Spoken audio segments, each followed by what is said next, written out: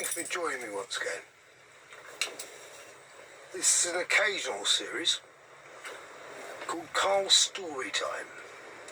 Obviously there's Carl's Cathedral Tours, Carl's Cookery Class, woodworking, tree surgery and various other activities. But today it's story time. So I'm going to sell you a story, or tell you a story. So I used the big storybook, the Wizard's Manual. I'd like to recount a tale of good King John, who spent his reign roaming England, dispensing justice and trying to ensure that the common people received justice. Certain elements, French and baronial barons, detested his largesse to the people. They wished to oppress the people in many ways and not allow them justice. Summary executions were very common in the 13th century. But he would roam. He spent his entire reign roaming the lands, holding court and dispensing, in a fair way, justice. Louis VII of France landed at Dover in an attempt to take the crown. And what resulted then was a chase around England and northern France, Normandy, establishing control. They were competing against one another. Now there is a legend that John was trying to recruit barons and pay his armies, and he had quite a lot of treasure with which he was going to pay his troops. And there was a certain point at which he moved from Norfolk to Lincolnshire, crossing the Wash. And the famous tale is that his baggage train was lost, because in those days the land hadn't been drained, and it was a perilous journey across the Wash, for which one needed guides. Very, very narrow channels, and you had to know the banks in order to get through. A legend has it that John left his baggage train and separately went along the course of the river Wellstream, arriving at Swainshead Abbey. The baggage train took the hypotenuse, the shorter route. You have to remember, in these days, these baggage trains were cumbersome, heavy, and travelled at less than 2.5 miles an hour, and the king, with his knights, went on ahead with the baggage train following after. Apparently, the tides were incorrectly planned, or they lost their way, and the baggage train with the king's treasure, with which he was to pay his northern armies and bribe a few of the barons, was lost to the sea. Various historians have put forth various hypotheses as to how this happened. But John had planned this journey many months in advance, because that particular crossing was best done at the low tides in October, and there would have been people within his entourage who knew his plans. And I believe that there were quislings within his close entourage. He was very unpopular with the barons. Louis VII had landed at Dover, and there was a takeover and a battle for the crown. I believe he was ambushed. I don't believe the historical narrative that they got the tides wrong. Planning something months in advance and then getting the tides wrong at the last moment seems unlikely to me. But you have a single causeway, and you have local guides knights who could be bribed, and it's a perfect place for an ambush. I believe that's exactly what happened.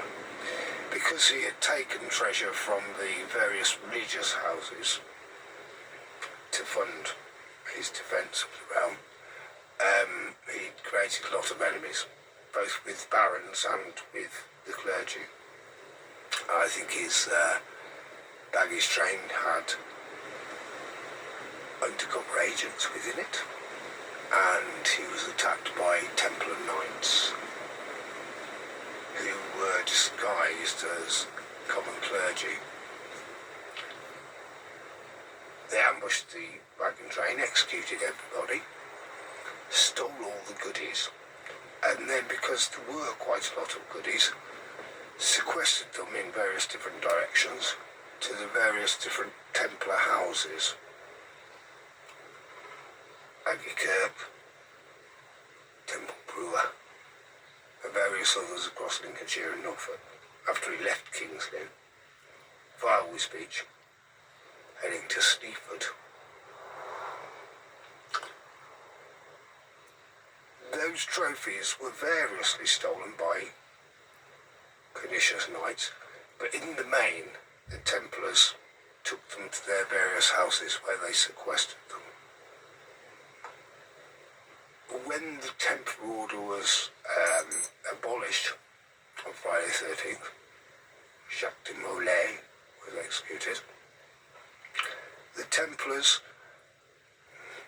Knights remaining went undercover as monks, mainly Cistercian monks or warrior priests, and they housed themselves in the various Cistercian monasteries and abbeys around the east of England, and they held the royal treasure. Some of it has been uncovered, some of it is now part of the crown jewels, but it certainly wasn't lost to the wash.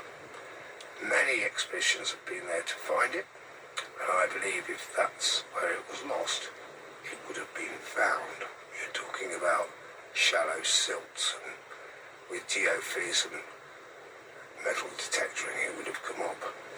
I think what happened is that there was an internal ambush where people within the baggage train who probably just stopped the first wagon. That's all you'd have to do.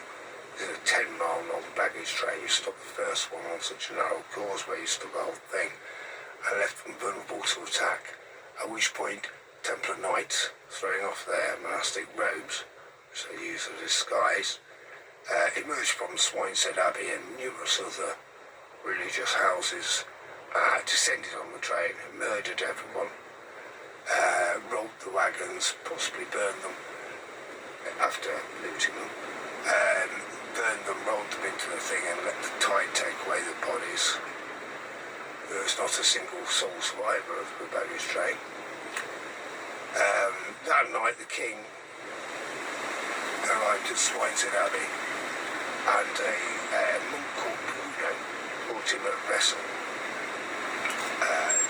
cider, some new cider, and because there was no taster available, the king, who I think possibly suspected that the monk was actually in disguise a Templar Knight, said, "Well, you drink it first."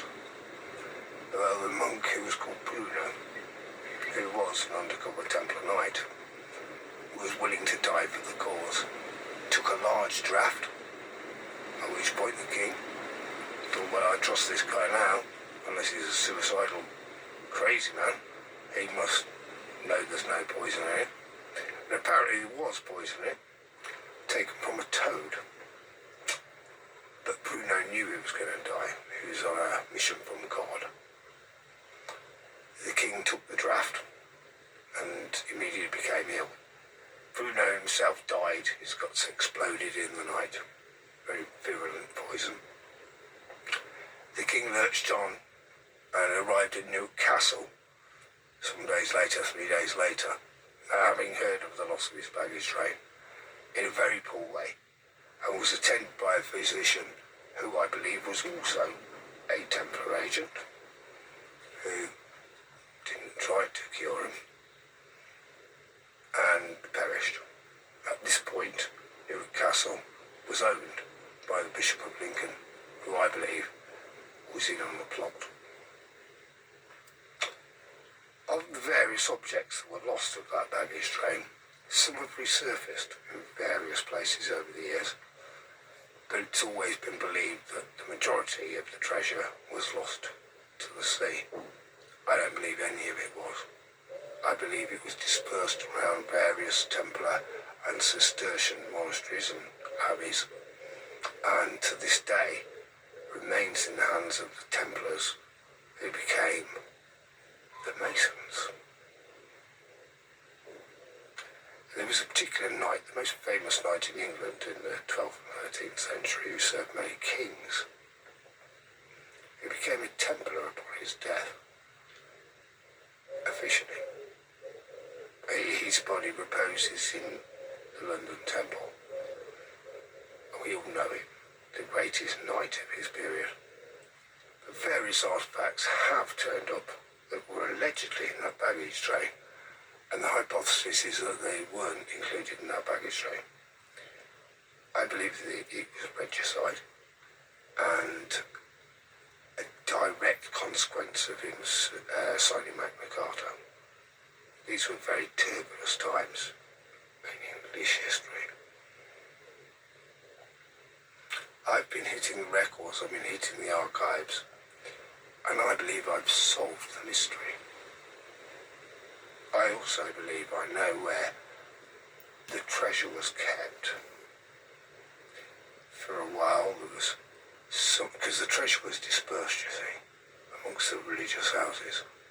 Some would have been kept at Swineshead Abbey, some would have been kept at Agakirk, some would have been kept at Somerton Castle, some would have been kept at Templar, which was at that point the wealthiest Templar stronghold in the UK, earning an annual wage of £177. So I hit the historical records, and I visited many churches, graveyards, and Lincoln Cathedral, which holds such records. And I believe I've solved the mystery. And as such, I have something to tell you. Those who were involved still hold the artifacts in many regards, although some were spirited away to France, and because the French king was favoured by the Vatican, eventually returned to Rome. However, quite a lot of the artifacts from that baggage train are still here in Lincolnshire, and I think I can name the families that hold them to this day. This could make me vulnerable, because these are the nobles. It was Robert de Gresley, who had lost some of his lands, who had a grudge against John, who organised the raid from Swineshead Abbey. The d'Arcy family, who had Nocton Priory, held those artefacts for several hundred years after the event. Only when Henry VIII dissolved the monastery, because he'd worked it out, you see, and he wanted to go from abbey to abbey, finding them, hence the dissolution. When he arrived in Nocton, it was a small house, Nocton Priory. There was just one prior and 4 canons. However, one of that party was not a monk as such. He was a Templar knight, just like Bruno, who poisoned King John at Newark Castle. When Henry VIII's forces arrived, because they knew the artefacts were there was a trial, a short trial, and the archival remains in Lincolnshire Archives, and I've held the letters and papers regarding that trial. Super thin paper, a real pleasure to hold such a document. 1531. And that, alongside some other records in Lincolnshire, tells you all you need to know. So I set about my quest. I knew that one of those monks, the Templar monk, squirreled away the artefacts directly prior to Henry VIII's men arriving to do their show trial, and hid them in the local area. And I believe I've found the location. Amongst those artefacts that were from King John's original baggage train, his treasure, as long as there were robes, there were swords, there were goblets, there were all kinds of things, golden crosses. I believe that one of those artefacts was the Holy Grail, the actual Holy Grail, which John had come into his possession following the First Crusade to Jerusalem, where it had been retrieved. And I believe that object is somewhere in Lincolnshire.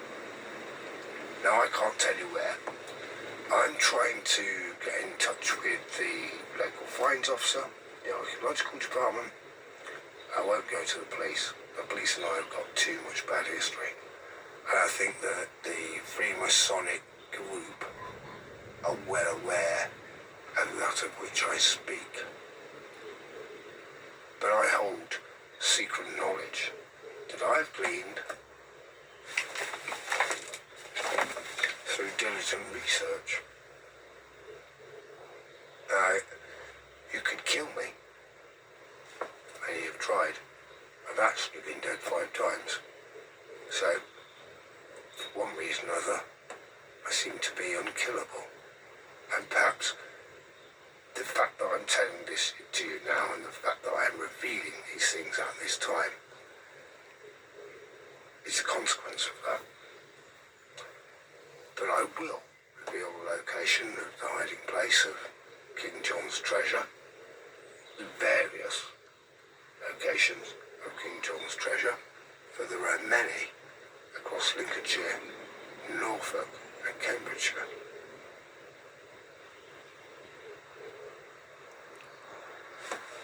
Come and get me. Kill me.